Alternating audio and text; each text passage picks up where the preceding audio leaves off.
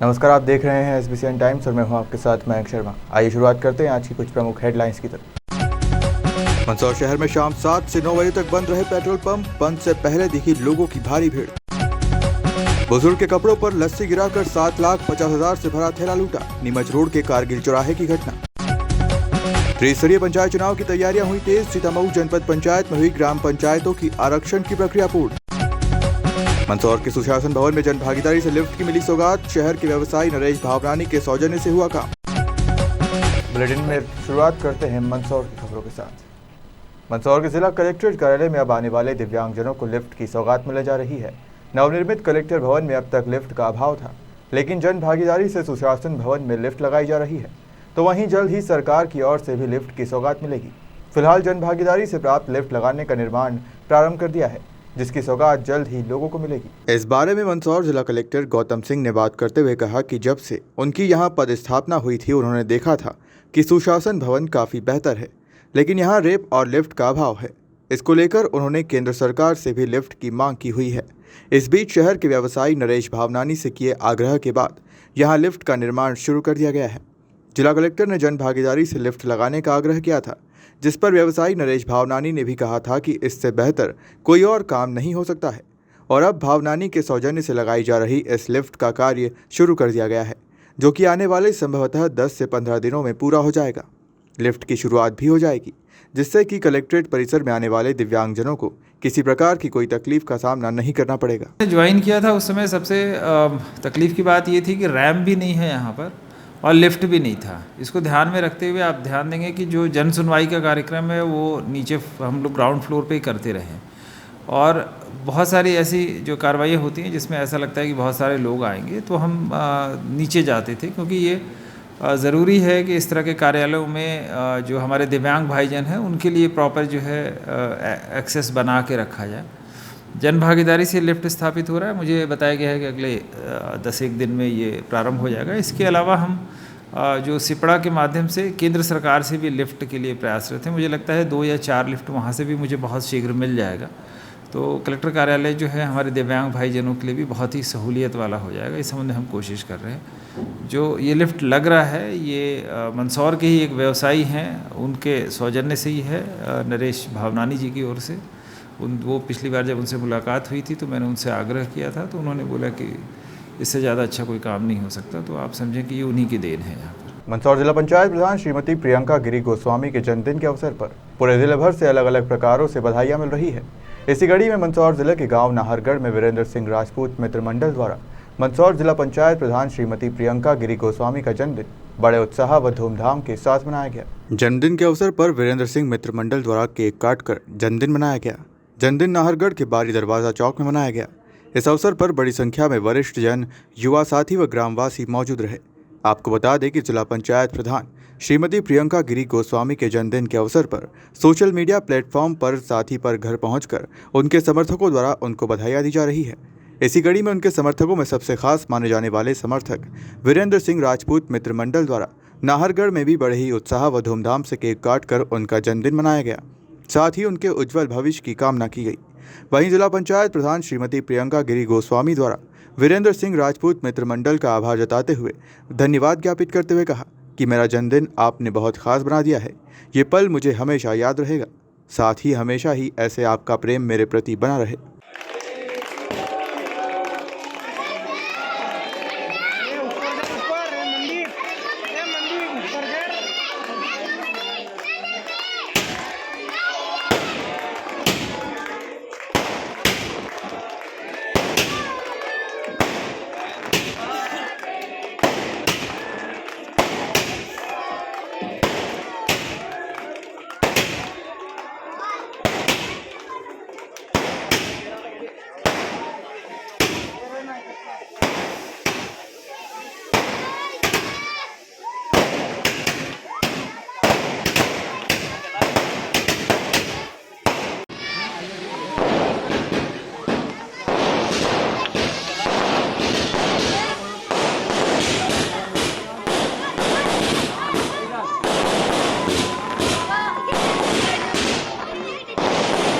गर्मी के मौसम में घर घर में खाने का जायका बढ़ाने वाला प्याज इन दिनों अपनी बदहाली पर खुद आंसू बहा रहा है।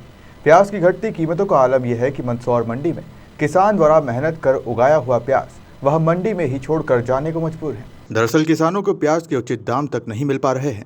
कुछ वक्त पहले तक जिस प्याज के दाम आसमान छू रहे थे, तो वहीं आज इसकी कीमत किसानों को खून के आंसू रुला रही है। मंदसौर की कृषि उपज मंडी में उज्जैन और रतलाम जिले से प्याज लेकर आ रहे किसानों को 2 से 3 दिन तक मंडी में रुकने के बाद भी प्याज के मात्र 25 रुपये क्विंटल यानी 25 पैसे प्रति किलो तक ही मिल पा रहे हैं। बेहतर से बेहतर किस्म का प्याज भी कृषि उपज मंडी में 400 रुपये क्विंटल यानी 4 रुपये किलो से ज़्यादा नहीं बिक रहा है। परेशान किसान बता रहे हैं कि उन्हें उज्जैन से 1 क्विंटल प्याज मंदसौर मंडी में लाने में ही 200 रुपये प्रति क्विंटल का खर्चा आ रहा है, लेकिन यहाँ उसी 1 क्विंटल प्याज के मात्र 25 रुपये से 400 रुपये तक बड़ी मुश्किल से मिल रहे हैं। किसानों के अनुसार फसल का लागत मूल्य निकलना तो दूर, वे अब प्याज मंडी तक लाने का भाड़ा भी नहीं निकाल पा रहे हैं। किसानों की मांग है कि सरकार उनकी आय दुगनी ना करे, लेकिन प्याज की घटती कीमतों को संभाल ले ताकि किसान फसल का लागत मूल्य निकाल सके। हाँ, प्याज लाया था ना दादा, क्या अभी भाव मंडी में मिल रहे हैं? कितनी लागत? 2.5 रुपये किलो अभी बिका है मेरा प्याज।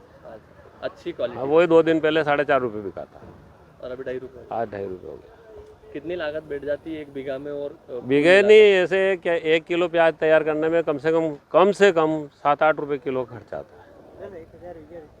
10 रुपये उसके लेबर, खाद, पिलाना, यहाँ तक लाना, भाड़ा वगैरह। 10 रुपये किलो में प्याज यहाँ आ रहा है मंडी में, और यहाँ 2 रुपये किलो बिक रहा है। 8 आने 4 आने का भी रेट है आज यहाँ। कुछ ढेर नीलाम भी नहीं हुए। 25 पैसे किलो, 50 पैसे किलो, 1.5 रुपये किलो। अक्सर माल बिक रहा है 2, 2.5, 3। अच्छा माल एकदम एक क्वालिटी का वो बोले 7 रुपये गया है। सरकार से क्या मांग करते हो आप? ऐसी कीमत लगातार चलती जा रही है। लगातार चलती जा रही है तो क्या करेगा किसान?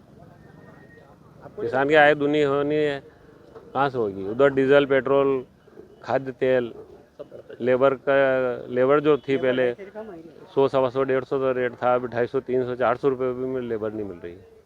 आपको लगता है कि सरकार अन्य चीज़ों पे दाम बढ़ा रही है तो कहीं प्याज पे भी? सरकार का तो दुगना आय करने का है, पर आय दुगनी कहाँ हो रही है? खर्चा तो दुगना चौगुना हो गया है। सरकार का दावा था कि किसान की आय डबल हो जाए, और डबल तो नहीं, चौबल खर्चा हो गया है।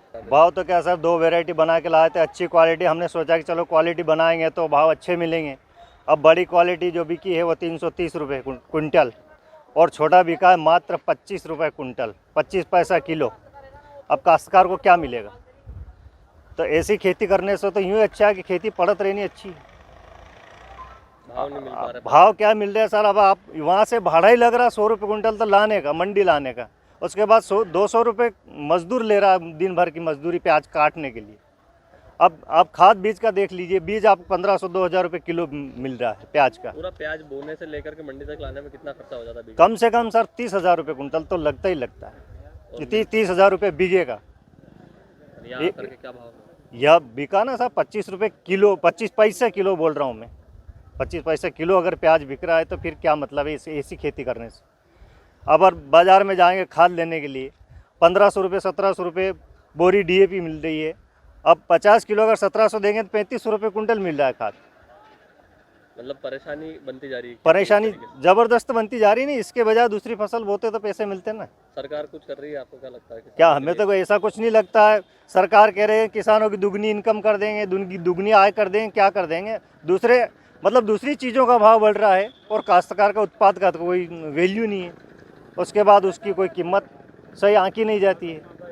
काश्तकार ये भी नहीं बोल पाता है कि साहब हमारी अच्छी फसल है, हमें अच्छे भाव दो। कुछ नहीं, जो व्यापारी के हिसाब से जो नीलाम हो जाता है वो हो जाता है। प्याज लेकर आए तो यहाँ कुछ भाव भी नहीं मिला। 2-2.5 रुपये किलो गए कहाँ प्याज हमारे। क्या भाव आ रहे हैं? क्या लागत लग रही है? लागत तो 1000 रुपये कुंटल की आ रही पैदावार करने में। न भाव मिल रहा है 2-2.5 रुपये किलो। हाँ। कितने दिन से रुके हुए थे यहाँ पे 2 दिन हो गए। अब 2 दिन में खर्चा कितना हो गया होगा और अभी क्या भाव? अब कम से कम खर्चा 2 दिन का तो मान लो 300 रुपये मान लो। यहाँ कुछ भी नहीं न, ये भाव 2.5 रुपये किलो गया। वो भी नहीं निकला। कई खर्चों कहीं ना और कर्जा भी क्यों? क्या सरकार दावा कर रही है कि किसान की आय दोगुनी करेंगे? मतलब प्याज उपड़ेगा 250 रुपये, मजदूरी अलग लगी, 100 रुपये कुंटल पे कटे लगी, 3.5 रुपये तो वहाँ बिके ना। बाकी यहाँ 2.5 रुपये महीना 5 महीना की पैदावार करवा में टाइम लगे ऊपर तक। सरकार दावा कर रही है कि किसानों की आय दोगुनी सरकार करेंगे। तो ऐसे कुछ सरकार नजर आ ने रहा है क्या आपको? कई नजर नहीं रही, सब परेशान हो रहा। कांदा वाला तो बेचारा कई टका मिल रहा। सर 10 कट्टा लाया था, 25 रुपये कुंटल बिका और 200 रुपये गाड़ी का भाड़ा, और तो बाकी 4000 का बेच था 1 किलो, वो तो छोड़ो और मेहनत छोड़ो। भाड़ा वगैरह क्या पड़ा? भाड़ा 200 रुपये कुंटल, कितने कुंटल लाए थे आप? 5 कुंटल सर का।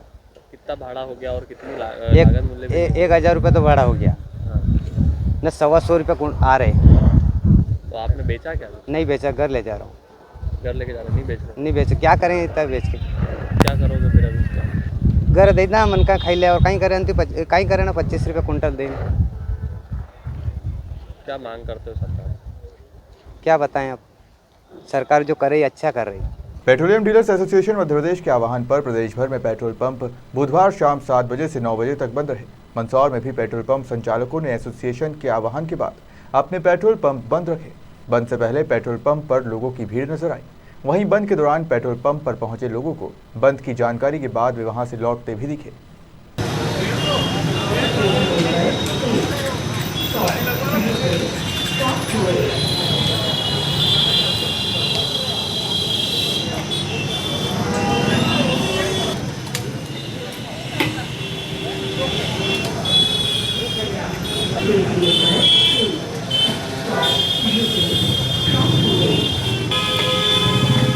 हाल ही में केंद्र व राज्य सरकार द्वारा पेट्रोल डीजल की कीमतों में भारी कमी की गई। एक्साइज ड्यूटी में बड़ी कटौती के बाद अब पेट्रोल पंप संचालकों को नुकसान हुआ है और इसी नुकसान और तमाम मांगों को लेकर petroleum dealers association Madhya Pradesh के द्वारा आज बुधवार को 2 घंटे का बंद का आह्वान किया गया था। इस वक्त मैं मंदसौर के BPL चौराहा स्थित पेट्रोल पंप पर मौजूद हूँ।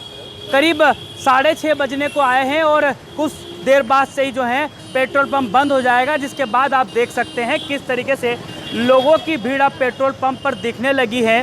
2 घंटे का यह 1 दिवसीय बंद है। दरअसल पेट्रोल पंप संचालकों की अपनी विभिन्न मांगे हैं। बता दें कि हाल ही में केंद्र सरकार ने पेट्रोल डीजल की कीमतों में बड़ा कमी लाई है, एक्साइज ड्यूटी को कम किया है और उसके बाद पेट्रोल पंप संचालकों की अपनी मांगे हैं। अंकल, आज बंद का आह्वान है, आम जनता को तो राहत मिली लेकिन 7 बजे बंद होने वाला है, उसी कारण आप पहुँचे होंगे। नहीं, मुझे एक्चुअल आइडिया नहीं था, पर पेट्रोल तो डलवाना ही रहता है, चाहे रेट बढ़े या कम हो, मजबूरी है। ओके। कई लोगों को दरअसल इस बात की जानकारी है, कई लोगों को नहीं है, लेकिन बावजूद लोग जो हैं जिनको जानकारी है वे जल्द से जल्द पेट्रोल पंपों पर पहुंचकर अपने वाहनों में पेट्रोल डीजल डलवा रहे हैं। ये नज़ारा पेट्रोल पंप बंद होने से पहले का है। देख सकते हैं किस तरीके से जो लोग हैं वे लगातार पेट्रोल पंप पर पहुंच रहे हैं और कुछ देर बाद जो है पेट्रोल पंप बंद हो जाएंगे। पेट्रोल एसोसिएशन द्वारा, डीजल एसोसिएशन द्वारा यह आज बंद का आह्वान किया गया था और उसी के चलते यह बंद है। भैया आप बताएं कितनी देर बाद पेट्रोल पंप बंद करने वाले हैं? शेड्यूल मालूम कितनी देर बाद बंद होने? 7 बजे। निश्चित तौर पर 7 बजे का ही टाइम है पेट्रोल पंप बंद होने का और लगातार लोगों की भीड़ जो है यहाँ पर पहुँच रही है। और जैसा कि हाल ही में केंद्र सरकार ने एक्साइज ड्यूटी भारी कमी की है, उसके बाद पेट्रोल पंप संचालक अपनी मांगों को लेकर हैं। पेट्रोल पंप संचालक हमारे साथ मौजूद हैं। किस बात को लेकर एक दिवसीय बंद है और कैसा होने वाला है? एक्चुअली ये पूरे भारत में जितने भी पेट्रोल पंप डीलर्स हैं उनकी तरफ से ये बंद का आह्वान किया गया है। वो इसलिए किया गया है क्योंकि जो एक्साइज ड्यूटी सरकार ने कम की है, वो एक्साइज ड्यूटी जो 9 रुपये 9.5 रुपये पेट्रोल पे कम हुई, डीजल पे 6.5-7 रुपये जो कम हुई है, उसकी सीधी मार डीलर पे पड़ी है। जो टैक्स हम दे चुके हैं, अगर कोई चीज़ हमें अगर 100 रुपये की चीज़ अगर हम कोई ख़रीद रहे हैं तो वही चीज़ हम 90 रुपये में कैसे बेचेंगे? तो वो हमारी लड़ाई बस यही है कि सरकार हमें वो रिफ़ंड करे। और क्या कुछ मांगे? बस और तो क्या मांगे, बस यही मांगे कि भैया हमें जो एक्साइज ड्यूटी का जो नुकसान हुआ है उसकी भरपाई हमें की जाए। देखिए, एक्साइज ड्यूटी का जो नुकसान हुआ है उसकी भरपाई की जो है मुख्य तौर पर मांग है। पेट्रोलियम डीलर्स एसोसिएशन की एक अच्छी बात यह है कि इस बंद का आह्वान जो है 24 घंटे के अधिक समय से पहले किया गया था। आम जनता के हितों को ध्यान में रखते हुए यह आह्वान किया गया था। करीब 24 घंटे यानी कि 1 दिन पहले यह बंद का ऐलान किया गया था, जिसके बाद आज बुधवार शाम 7 बजे से यह बंद होना है, जो कि 9 बजे तक जारी रहेगा। Devendra Maurya, SBCN Times, Mandsaur.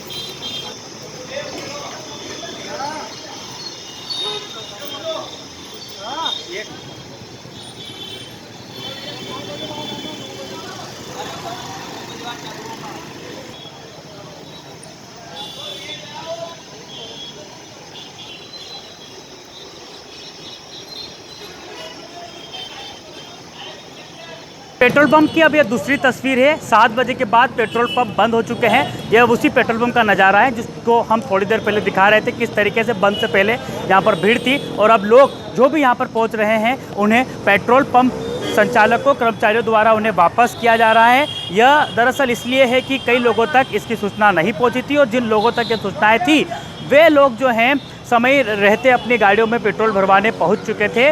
और उसी का एक कारण था कि पेट्रोल पंपों पर शाम 6 बजे से पहले जमकर भीड़ लगी थी। लोगों ने इसको ध्यान में रखते हुए पेट्रोल भरवा लिया था, और अब 7 बजे के बाद जो है पेट्रोल पंप बंद हो चुके हैं, पूरी तरीके से बंद हो चुके हैं।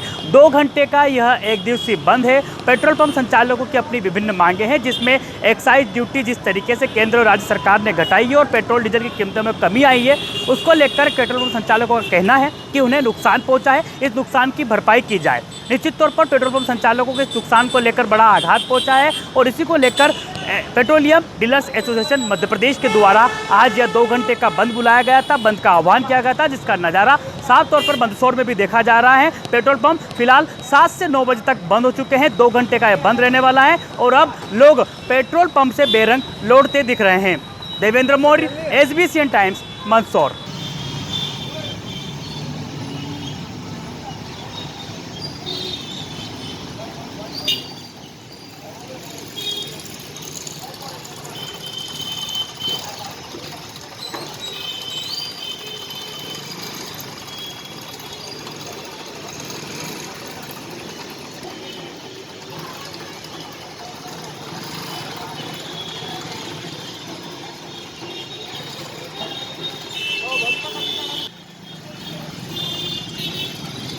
मध्य प्रदेश में पंचायत चुनाव को लेकर तैयारियां तेज है। मंदसौर जिले में भी जिला प्रशासन चुनाव को लेकर लगातार सक्रिय है। बुधवार को जिले में उपलब्ध EVM मशीनों की जांच की गई और जरूरत अनुसार उनमें सुधार भी किए गए। आपको बता दें कि प्रदेश में नगरीय निकाय और त्रिस्तरीय पंचायतों की आरक्षण प्रक्रिया लगभग पूरी होने को है और जल्द ही चुनाव की तारीखों का ऐलान भी हो सकता है। ऐसे में मध्य प्रदेश राज्य निर्वाचन आयोग चुनाव की ताबड़तोड़ तैयारियों में जुटा हुआ है। मंदसौर जिला निर्वाचन विभाग भी अपनी पूरी तैयारियां कर रहा है। इसी बीच मंदसौर जिले में उपलब्ध सभी EVM मशीनों की जांच की गई और हैदराबाद से आई इंजीनियरों की टीम ने उसमें आवश्यकता अनुसार सुधार भी किए। बता दें कि जल्द ही पंचायत चुनाव तारीखों का ऐलान हो सकता है, जिसके बाद EVM मशीनों को संबंधित पोलिंग बूथ पर भेजना है।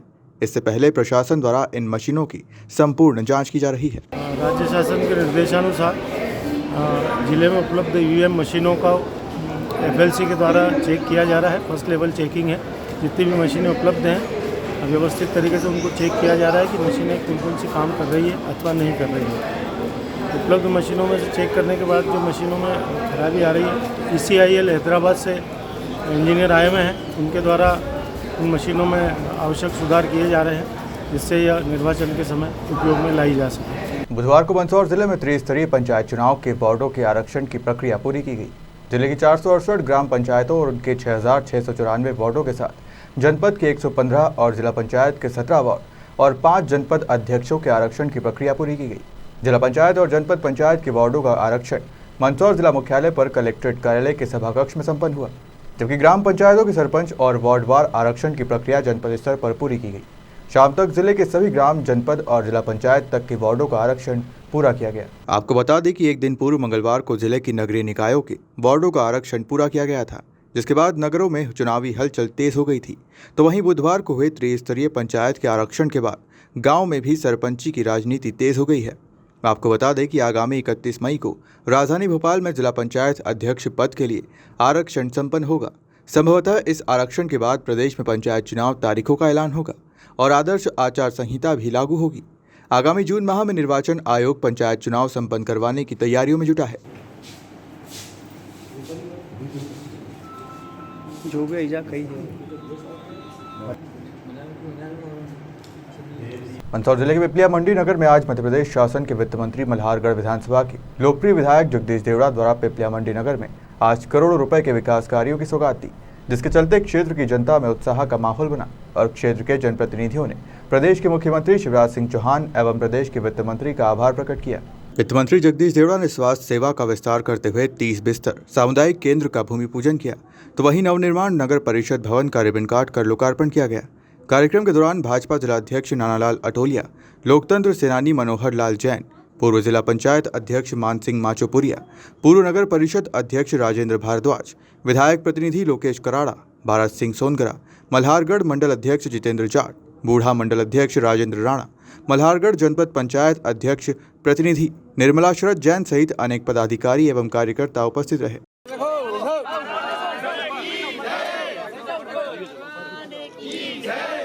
बोलो बालाजी महाराज की जय।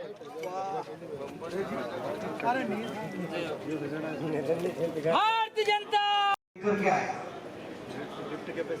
पर बुजुर्ग लोग ऊपर नहीं जा सकते।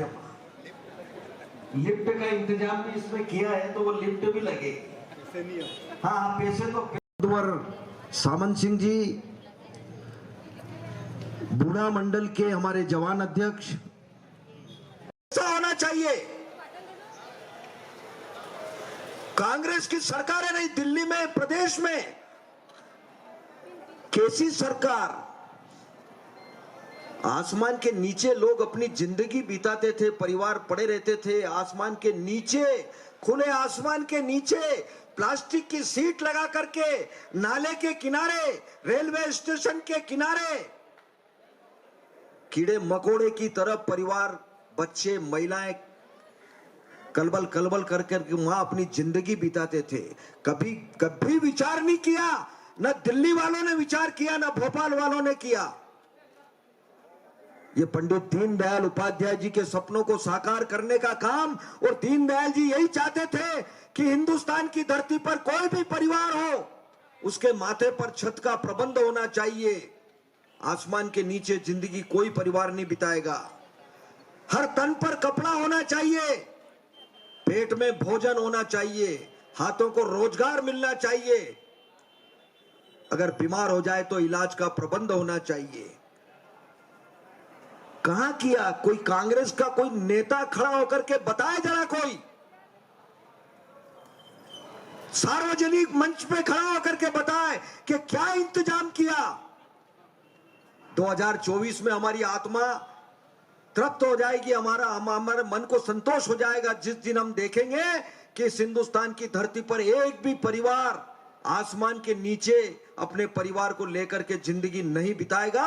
हर आदमी के पास पक्का मकान होगा, हमको अच्छा लगेगा, सबको अच्छा लगेगा। हर घर में, गरीब के घर में गैस कनेक्शन चल रहे हैं। आज मल्हारगढ़ विधानसभा क्षेत्र में पिपलिया नगर के अंदर 30 बिस्तर हॉस्पिटल जो 5 करोड़ 83 लाख की लागत से बनेगा, उसका आज भूमि पूजन था, और 83 लाख की लागत से बना नगर परिषद का भवन, उसका लोकार्पण था। आज दोनों कार्यक्रम यहाँ पर संपन्न हुए हैं, और लगभग 3 करोड़ की लागत से जो रेस्ट हाउस के स्थान पर जो 30 बिस्तर बनेगा, तो रेस्ट हाउस हमने अन्य स्थान पर स्थान तय कर लिया है, वो लगभग 3 करोड़ की लागत से वो रेस्ट हाउस भी बनेगा। ऐसे अनेक विकास के कार्यों की सौगात मध्य प्रदेश सरकार की ओर से मिली है। हम मध्य प्रदेश के मुख्यमंत्री जी का बहुत हृदय से आभारी हैं। एक बड़ा अस्पताल बनने का किस तरह उपचार रहेगा? उसमें सर्व सुविधा युक्त रहेगा, सभी प्रकार की बीमारियों का इलाज होगा। हम चाहेंगे कि वो बड़ा अस्पताल यहाँ पर स्थापित होगा, सारी सुविधा वहाँ पर जनता को मिले। पंचायत चुनाव की तैयारियों के चलते सीतामऊ जनपद पंचायत में बुधवार को आरक्षण प्रक्रिया पूरी की गई, जिसमें सीतामऊ एसडीएम संदीप शिवा, तहसीलदार वैभव जैन, नायब तहसीलदार टीना मालवीय, मास्टर ट्रेनर नारायण हड़गोड़ सहित निर्वाचन अधिकारियों की मौजूदगी में यह पूरी प्रक्रिया पूर्ण हुई। राज्य निर्वाचन आयोग के निर्देशानुसार त्रिस्तरीय पंचायतों के चुनाव की तैयारियों के तहत मंदसौर जिले की सीतामऊ जनपद पंचायत के अंतर्गत आने वाली ग्राम पंचायतों के पंच सरपंच के आरक्षण की प्रक्रिया बुधवार 25 मई से सुबह 11 बजे सीतामऊ जनपद पंचायत परिसर में संपन्न की गई, जिसमें निर्वाचन अधिकारी सीतामऊ द्वारा समस्त जनप्रतिनिधियों व पत्रकारों के समक्ष ग्राम पंचायतों के वार्ड और सरपंच पद के आरक्षण की प्रक्रिया पूर्ण की गई, जिसमें सीतामऊ जनपद पंचायत क्षेत्र की कुल 115 ग्राम पंचायतों व उनके 1627 वार्डों हेतु पंचों का आरक्षण पूर्ण हुआ। साथ ही 57 ग्राम पंचायतें पूर्ण रूप से आरक्षित रही, जिसमें 1 ग्राम पंचायत अनुसूचित जनजाति वर्ग हेतु, 26 ग्राम पंचायत अनुसूचित जाति वर्ग हेतु व 30 ग्राम पंचायतें ओबीसी वर्ग हेतु आरक्षित रखी गई।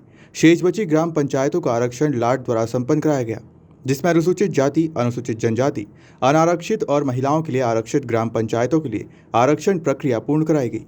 आपको बता दें कि सुप्रीम कोर्ट की ओबीसी आरक्षण के साथ चुनाव कराने के आदेश के बाद से पंचायत चुनाव की तैयारियां तेज हो गई है। आरक्षण की प्रक्रिया पूरी होते ही अब अधिसूचना जारी की जाएगी। इसके बाद आचार संहिता की घोषणा होगी। पंजाब नेशनल बैंक से केसीसी के 7,50,000 रुपए निकालकर बुजुर्ग किसान अपने सूखे कंठ की प्यास बुझाने के लिए समीप ही बरखा देवी आइसक्रीम के ठेले पर पानी पीने रुका, तभी बदमाशों ने बुजुर्ग के कपड़ों पर लस्सी गिरा दी।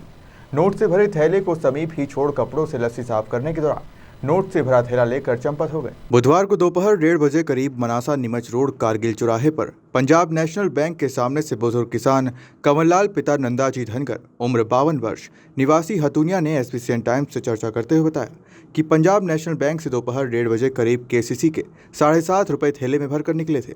पास ही के भरका देवी आइसक्रीम सेंटर पर पानी पीने के लिए रुके, तभी 2 बाइक सवारों ने रैकी करते हुए उनके कपड़ों पर लस्सी गिरा दी।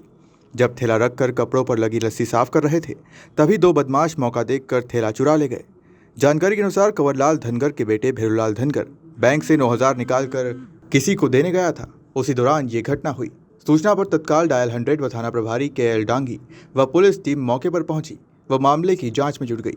पुलिस द्वारा रोड पर लगे सीसीटीवी कैमरे के फुटेज व बैंक के बाहर लगे कैमरे की फुटेज खंगाल रही है। वहीं बैंक मैनेजर श्रीकांत कुमार ने पुलिस को पूरी घटना की जानकारी दी है। जैसा कि मुझे अभी बाहर के लोगों के द्वारा सूचना प्राप्त हुई है, तो हमारे ही एक किसान थे जिनका केसीसी का पैसा वो आज निकाल करके बैंक से बाहर गए हैं और बगल में आइसक्रीम पार्लर के पास शायद पानी वानी पीने के दौरान उन्होंने थैले को रखा और उसी समय उनके साथ ये घटना घटी। पैसा किस लोन हुआ? लोन के द्वारा निकाले गए पैसे थे। काई पे हुआ सर लोन? ये केसीसी था, किसान। हाँ, किसान का। अकेले किसान के हुआ कि उसके? नहीं, वो 2 व्यक्ति का, उनका और उनके पिताजी का हुआ था, जिनके साथ ये घटना घटी। तो घटना होने के बाद किसान ने आपको अवगत कराया? घटना घटने के बाद ही हाँ बताया उन्होंने बैंक के अंदर में आकर। सर बैंक में कितने सीसीटीवी कैमरे लगे हुए हैं? बैंक में हमारे पास अभी 6 कैमरे। 6 कैमरे? हाँ। बाहर कितने लगे हुए? बाहर जाकर के हमारे पास 1 कैमरा लगा हुआ? 1 कैमरा। एक 1 साइड लगा हुआ क्या? 1 साइड। एक है हमारे एटीएम के अंदर का, देखते हैं एटीएम के अंदर। यस सर, आपके सीसीटीवी फुटेज में कुछ नज़र आया ऐसा? जो भी सूचना प्राप्त थी मैंने अपने अधिकारियों को दे दिए। आप बता रहे थे डेट और टाइम सही नहीं आ रहा है इस पर?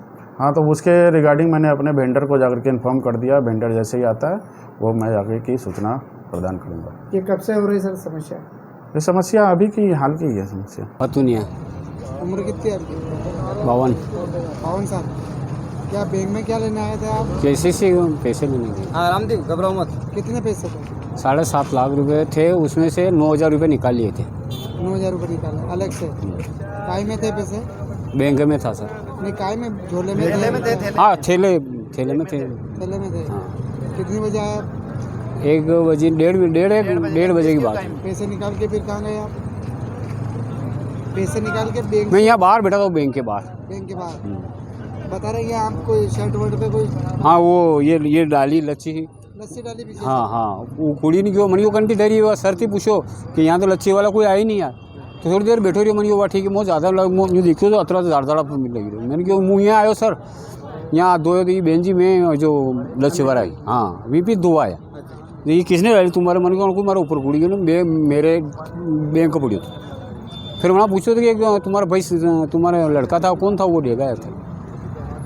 आपने देखा उसको? लड़के? नहीं, मैंने नहीं देखा सर।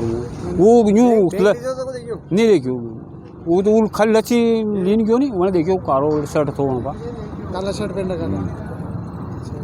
कहाँ के केसीसी के पैसे थे? खेती कितनी है आपकी? 6.6 हेक्टेयर है। 6 हेक्टेयर।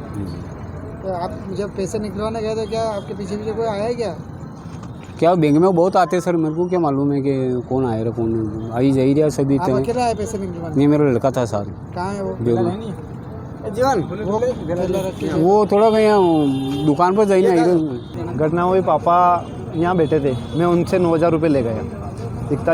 7,41,000 रुपये उनके पास में थे बैग में, और वो उधर बैठे थे और मैं चला गया था गाड़ी लेके। उसके बाद मैं आया तो मैंने कॉल किया तो इन्होंने उठाया नहीं, तो इन्होंने फिर लगाया मैंने, तो इन्होंने उठाया कि मतलब पैसे चोरी हो गए हमारे। अब ये मेरे घटना मेरे को पता नहीं कैसे हुई या कैसे हुई, मतलब ये मेरे को पता नहीं, मैं इनके पास में नहीं था। तो आप जब बैंक में आए थे तब कोई लड़का या कोई ऐसा संदिग्ध? कोई जो हमारे मतलब पेशेंट वाला कोई भी नहीं था मतलब। हाँ। क्या नाम है आपका? जरूरलाल धनकर। आप इनकी क्या लगते हैं? मेरा पापा है वो। पापा आपके कितने 7.5 लाख रुपए निकाले बैंक से? 7.5 लाख निकाले। 9,000 रुपये ले गया था मैं देने, किसी को देने नहीं, और 7,41,000 रुपये इनके पास में थे। फिलहाल खबरों में सिर्फ इतना ही। आप देखते रहिए SBCN टाइम।